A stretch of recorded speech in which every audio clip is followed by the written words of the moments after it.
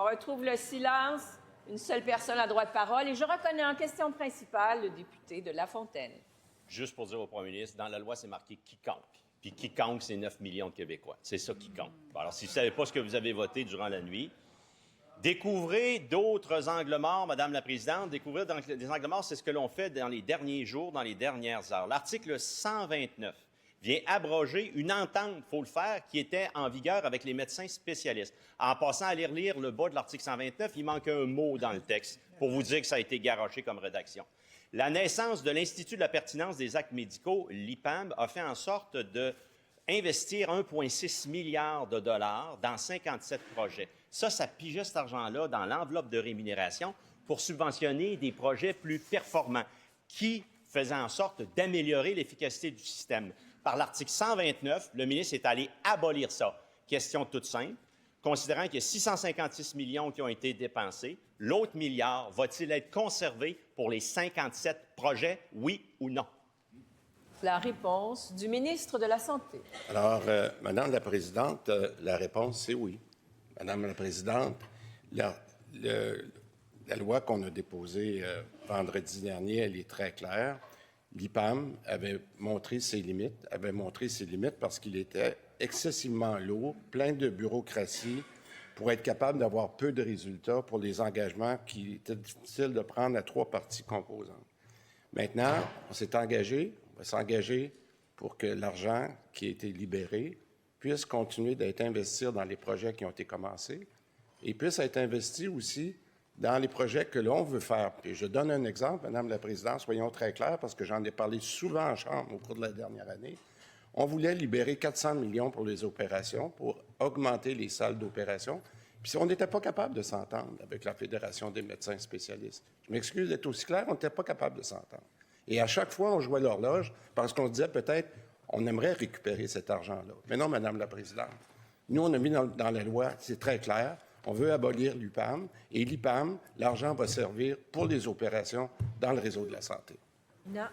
Première complémentaire. Donc, j'entends clairement du ministre que les 57 projets financés à hauteur de 1,6 milliard de dollars, puis qu'il me corrige si j'ai tort, le 1,6 milliard ne sera aucunement détourné de ces 57 projets. Je veux qu'il soit clair là-dessus. De un, maintenant, il reste un 450 millions dans l'enveloppe de 2 milliards. Je veux savoir, va-t-il l'investir dans de tels projets? Qui va décider? Va-t-il faire cavalier seul, comme il l'a toujours fait? Va-t-il être sur le terrain pour faire des partenaires pour le 450 millions? La réponse du ministre. Madame la Présidente, j'ai été très clair tout à l'heure que cet argent-là va rester dans le réseau de la santé.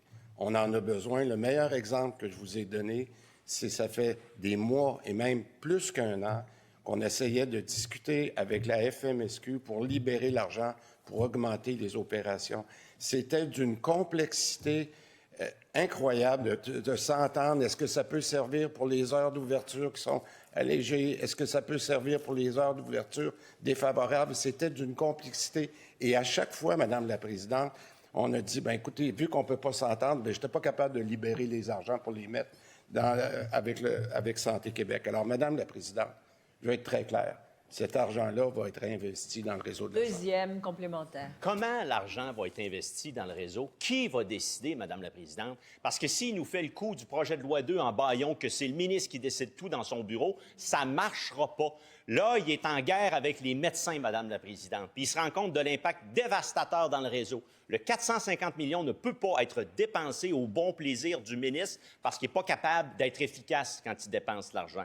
Alors, le 450 millions, s'il a mis de côté les médecins qui sont les maîtres d'œuvre, c'est-tu lui tout seul dans son bureau si d'aventure il le dépense? Réponse du ministre. Bien, écoutez, je pense que j'ai déjà répondu, Madame la Présidente. Je peux répéter aux députés de La Fontaine que c'est une décision gouvernementale. On sait combien qu'on a besoin d'argent justement pour des projets très importants. Je pense au dossier de santé numérique que les médecins ont décidé d'arrêter par leurs moyens de pression. On n'a jamais compris pourquoi, alors que c'est eux qui en ont besoin dans les hôpitaux, Madame la Présidente. Là, on va essayer de trouver une façon de repartir le dossier de santé numérique, Madame. C'est le genre d'argent qu'on a besoin pour faire ces projets-là qui sont structurants. J'espère que nos médecins seront à table le plus rapidement possible pour reprendre les étapes du dossier de santé numérique qu'on attend.